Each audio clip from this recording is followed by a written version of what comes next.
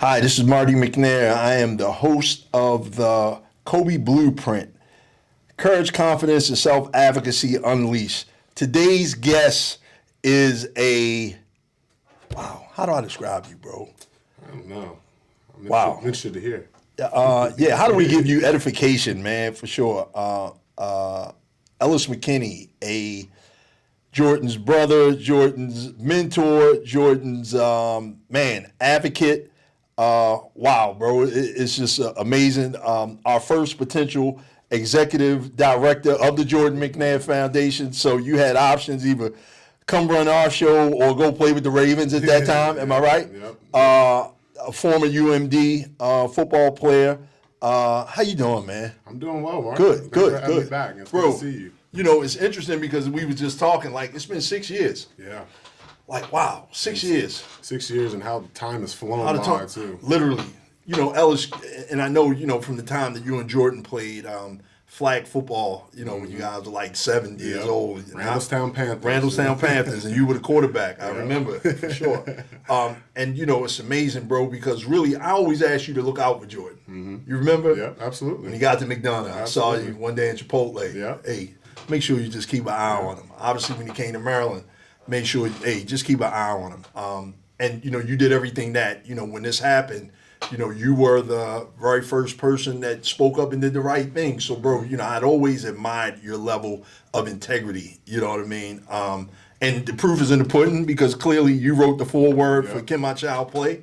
Tell me, Ellis, you know, in regards to, because I think that when that happened to Jordan in 2018, you know, really, you were the catalyst of information that kind of set it off for the most point. You know what I mean? Sure. Like, bro, you know, I always tell people, when these types of things happen, and unfortunately, you know, we continue to lose young people. We've lost, like, man, in the month of August, I think we lost 7 to 8 players across the country. Right. And, you know, one of the things that we realize is that I realize, you know, we've become to the point where we're in a business where we're expecting to see deaths like every summer, just because of our, you know, our mission and the advocacy work that we do. So we're almost kind of like praying and fingers crossed that we don't see any. And it's like, okay, this is the hottest summer that we've had all summer, right? So now we got through June, no heat-related injury deaths. We got through July, no heat-related injury deaths. We got right into the second week in August, and we get this domino effect of not heat-related injuries, but just deaths in general. Right. Brain injuries, cardiac arrest situations, you know, a few heat stroke, nothing really yet confirmed. So nowadays I spend the majority of my time really just talking to journalists and giving my statements. But on one hand, I'm just kind of grateful, Ellis, that we are a respected enough organization where we have a voice in this, right? Absolutely. But when you look at, you know, these deaths, unfortunately, one is too many. Absolutely. You know what I mean? But, you know, one of the things that I tell, a lot of times I tell people is that, you know, taking us back to 2018, right? When this first happened, was this like the first death, and how traumatic was that really to kind of see my teammate die, you know, like outside of the life cycle? Right. And what I mean by life cycle, meaning, you know, it's all right for grandma and Uncle John to die because grandma and Uncle John are probably 70, 80, 60 years old. It's not all right for your 15, 16, 17, in our case, your 19-year-old teammate to die. So how was that early on? Yeah, I mean, it's interesting to think about, though, because we look back and I'll talk to people now and they'll say, you know, that must have taken a ton of courage, or you were so brave or so strong. And you were, bro. Yeah, I understand, but it didn't feel like that in the moment. You know? Of course not. Because the way we were raised in the community, the way that, you know, it takes a village to raise these kids and we're all a family, it was what I had to do. There was no other choice. You know, that was the way we were brought up, and to do the right thing was always what I was going to do. And so, you know, I'm glad that that's the way it worked out, that I was able to find the strength and courage in that moment. But it was, you know, that's a credit to you and to our family and to our community for, you know, there was such a bond. It wasn't just, you know, a teammate that got recruited to come play with me, right? It was so much deeper than that. Right. You know, Ellis, even that being said, man, you know, that was deep, you know, because a lot of times, man, when you look at, it was just so much easier not to say anything. Right. You know, and man, you know, like I look at certain people on the team and who their parents are, and some notable influential parents, man. And it's just like, wow, that ain't happened to my kid. So therefore, I'm not really going to say anything. But in reality, that could have been anybody's kid. Jordan could have been anybody on the team, and that could have happened to anybody that day. And it's like, from a parent's perspective, do you just sit there and say like, you know what, I'm not really going to get involved? And one of the main things, man, I remember, since we're talking about it, your mom had called and told me, because she had told, just in support of, and she was like, I remember Ellis calling home. He was upset when, these coaches came in, and they just had a totally different coaching style. And as parents, what do we say? Oh, tough it out, baby, this, that, and the third. But in reality, you were saying, hey, danger, danger, danger. You know what I mean? For sure. And it's tough because we're teenagers and have never played college football before. Correct. So people come in and say, this is how it's supposed to be. What are you supposed to do? This is, you got to put your head down and go through it. But you learn throughout that process that that's not how it has to be. And putting your head down and turning a blind eye to some of these real situations isn't the way to go through life, isn't the way to go through college or anything you don't understand. You need to be inquisitive and ask questions and make sure that you're looking out for one another so that, we can all be better and we can avoid situations like this where something just spiraled out of control. So you talked, that was significant, and that's really what the whole goal of the KOBY curriculum and the KOBY podcast, to teach that voice, to give student athletes that voice of self-advocacy. Really, like, a tragedy doesn't have to happen from a preventive perspective before, somebody steps up and does the right thing, man. Because again, like, was that for you? Had you ever seen death prior to that? No, I had not seen it in person like that before. That was incredible. And I mean, it's tough to think back to that day because we talk about this KOBY curriculum and speaking up for yourself and your teammates. If only, you can't put blame, but if only one of our teammates had, we didn't have the courage in that moment either. We hadn't been through this program, If there was a moment for us to say something on that day, what could have been different? Sure. That kind of drives me to this day of like, you can't sit around and think, what if we had the courage? What if we would have spoken out? You got to do it in the moment and then, kind of stand on that. Well, you know what? The thing is, when you look at, in the moment, right? We saw Tariq Hill, police officer, Tariq Hill video the other day. And, you look at, this one officer, was on a power trip, right? And all of his colleagues were just like, one of his teammates, one officer said, leave. One officer said, give me your driver's license. He's like, bro, which one you want me to do? So you almost saw where the officer that was saying, get in your vehicle and leave, he stepped back, let the other officer that was kind of like on this, heightened power trip, he kind of like, give me your license or whatever the case may be. So a lot of times when you have those types of situations, really it's more of a misaligned. My friend just told me what this is this morning. It's like, hey, I know this might not be the right thing to do, but do I speak up or do I not speak up? You can't really say like during the prior to the Black Lives Matter movement, right? You saw, this officer with his knee on George Floyd's neck. Right. How many of his colleagues probably was like, bro, what are you doing? But like, we in the moment. For sure. You know what I mean? So, and I don't like to use the mob mentality, but Ellis, it took a lot of guts, bro, to really say like, wait a minute, this ain't right. Definitely. You know what I mean? Because again, even in our situation, man, that thing was just kind of crazy because even when the coach came back, bro, you still stood up. Right. Like, oh, heck no, like you're preaching all of these this integritous type of behavior, but you ain't doing it. Right. And you called them on that, bro. So like, hey, look, like you said, when you're in the moment, you don't see it like that, or I don't think anybody sees the impact or the future impact of doing what's right in the moment. Right. And I think it's the old trope that you find out the real courage and like the inside of a person when you see adversity. That's when you're really going to find out what type of people you have around. Mike Tyson said, everybody got a plan until you get hit in the mouth.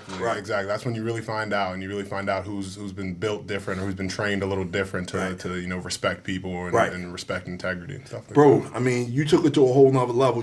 Ellis, you always one of those guys like, hey, he's going to be something. Whether you knew it or not, bro, like, I'm not surprised at any height that he would go to. Like, bro, I remember, when Jordan was in the hospital those 2 weeks, bro, you were interning with Senator Cardin, right? Mm-hmm. And bro, I remember you come down to the hospital. Was it before you would go to work? No, I'd come at lunchtime. Yeah, bro. I mean, like, you've always been a genuine friend. Like, you know, we never expected. Everything that you've done, even, you know, passing the bar exam on the first time, bro. Like, man, okay, I would have put money on that.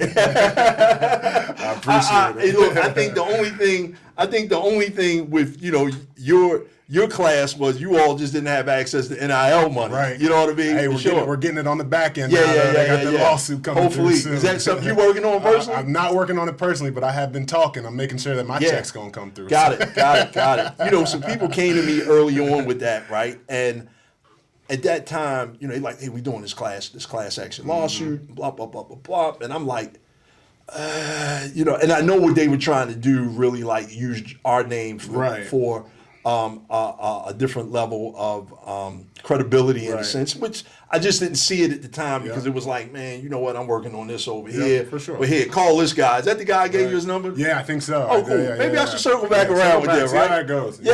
No, that was interesting because that was a weird time for us when we were trying to build the foundation at the beginning. Yeah, man. But then there was also that NIL shift that was going on. Yeah. And we had a lot of conversations with different lawmakers who, you know, like where we coming from the safety element and the KOBY element, with them coming from the NIL element. And they do come together in a sense, but you know, there's also a lot of strength in them being separate as well, I think. Well, I'm gonna tell you, you know, really, the NIL bill, the Jordan McNair Safe and Fair Play Act, bro. You know, we were the only NIL bill that has the notable provision of the health and wellness of the player. Right. Like and bro, like, you know, really it was like, you know, that's really where we stood at, where at that time we were more concerned about players' safety. Right. We were more concerned about players, you know, you can't take a kid's scholarship because they got injured. You can't even threaten a kid. Like, you know, our motto or our mantra had become, you know, how you gonna pay a kid if you can't keep them safe first? Right.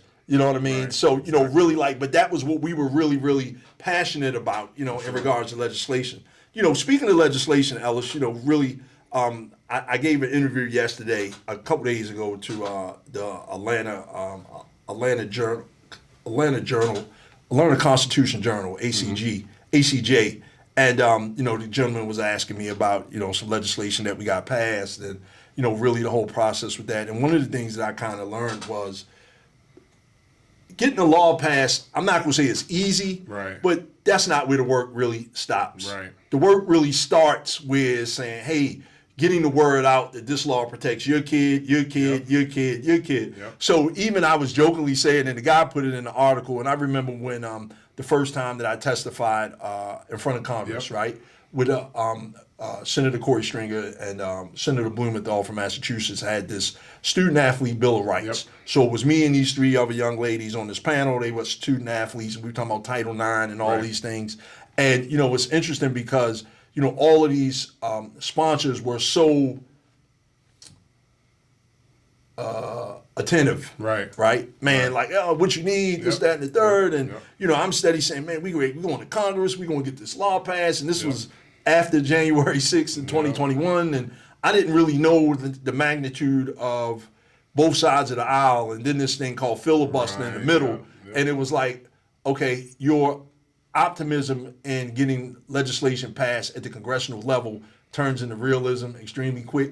You got to be very pragmatic when it comes to anything. They stopped answering my phone calls. Everybody went in the witness protection program on me, right? And it's funny because this guy, this journalist, that's what he ended the article with. Everybody went in the witness protection program. People stopped answering the phones and all that. So, you know, when I met some lobbyists a little later down the line, I'm like, well, why do they do that? And it's just like, you know, whatever the next hot button topic is.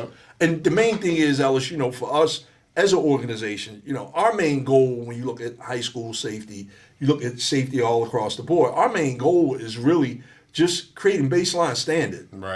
You know, we don't, you know, do we have to go through all 50 plus states to say we got to create this law, this law, the same law 50 plus times, or do we just create one at a federal level that is consistent or baseline all the way across the country in a sense? For sure. And I think it's interesting when we think about setting these standards that we're tackling an issue that wouldn't be an issue if we had trust and faith that every coach and every parent out there was thoughtfully trained and well compassioned and had high integrity. But because we know there are bad actors and because we know there are people who care about other things, you have to make sure that these standards are kept to a high level and you have people enforcing these standards, more importantly. Absolutely. You know, I always say the more educated that we all are, the safer all our kids will Exactly. be. But Ellis, let me go back, you know, because like I said, you've been through this whole journey with us, literally. You know, we wrote Can My Child Play, and then, you know, we came out with and all this is a part used in the KOBY curriculum, and then we did the Pain and the Passion documentary, right? Yep. And bro, you were extremely dynamic in that, right? In regards to the unrealistic expectations that student athletes put on themselves, Yep. you know, performing, right, at the high school level or definitely at the collegiate level, what's realistic, or if you could give some advice, what would that look like to somebody going through the KOBY program? I would say first listen to yourself and know what you want. Right. As soon as you can set a goal and start working towards a goal and acknowledging what you want, that is when you can start making the plans around where you want to be at, Sure. right? You know, it can start small. It can start with, I want to make sure that I finish workouts, right? I want to make sure that I'm strong enough and in the best enough shape to finish workouts. Sure. Then move on to I want to play. Then move on to I want to be best on my team. You know, it's setting that goal and having that mindset of wanting to work, because it's not going to be easy and it's never going to be easy. Right. And you got to acknowledge that. But at the same time, being able to continue with this self-talk and knowing where your limits are, how far you're willing to push yourself, and how far you're willing to do it safely is like extremely important, and being able to have that conversation with yourself. Right. How important? Because bro, you know, here you went through 3 coaches. Yep. Right. You went through I had Edsel, Randy Edsel, right? Yep. Locks, Yep. right, and then And Durkin, Durkin, yep. right? And you know, of course, I'm Team Locks out of, you know, all 3. Me too. But how was that when, you know, you talk about resilience? Because I'm sure you didn't come to Maryland just with that in mind, like, you know, with all these different things. This train was moving. Hold on, I'm sorry. You went through. You went through 4. Yeah. You went through Edsel, Locks, Durkin, and Canada. And then Right. Locks on the back end. Right, Locks on the back end. Yep. Bro, you dealt with 4 different personalities, bro. Right, Yep. 4 different systems. Right, 4 different rules of thumb in regards to coaching. Yep. How challenging was that to stay like in the game? Yep. So you just didn't like throw your hands up. Well, number one, especially when you're choosing the college, and I gave my sister this advice as well, I wanted to be a Maryland Terrapin and play for the Maryland Terrapins. No matter what. No matter what. Right. That was what I wanted to do. Sure. I didn't want to play for Randy Edsel. I didn't come to play for Coach Locks. I didn't come to play for DJ Durkin. I came to be a Maryland Terrapin, and that was the most important thing to me. Got it. So no matter whatever blank face was running the program, I knew what I was here and committed for. And so that's kind of what was really important to me in being involved around campus and being involved around school. And that's kind of what can push you forward when there's all these things going in flux in this major part of my life, is that, you know, I was committed to something, and it was to this school and to the university. Let me ask you, what about life after sports? Mm-hmm. How significant? Because as a high school athlete, you don't see that. No. You know, you think it's going to last forever. No, for sure. And it hits you in the face really fast. Like Exactly. Very quickly, you become the old guy coming back saying, "Oh man, what'd I do to be in your shoes again?" right?